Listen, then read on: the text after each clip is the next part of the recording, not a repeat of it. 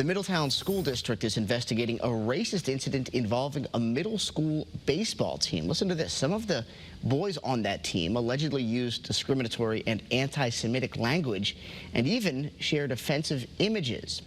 Eyewitness News reporter Cassidy Williams joins us now live in Middletown with more on the actions that district leaders are taking at this point. Good morning, Cassidy. Good morning. The superintendent as well as the principal here at Beman Middle School signed off on this letter. It was sent to all families of the Beman Middle School baseball team. The letter does not specifically say what happened, but says an investigation is ongoing.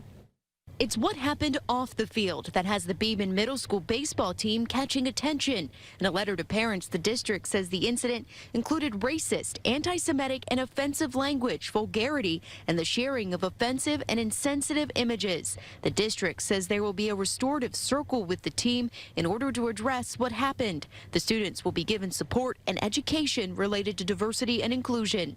Channel 3 spoke with a founding member of the state activist group, Not Just Us, who is disappointed to hear about the incident, but hopes it can be a teaching moment. I have compassion for them. However, the major thing to learn is that it is not right. You have to teach the children the respect, boundaries with each other, respect with each other, guidance. And a spokesperson for the Middletown School District said they could not comment further while this investigation continues. Live in Middletown, Cassidy Williams, Channel 3 Eyewitness News.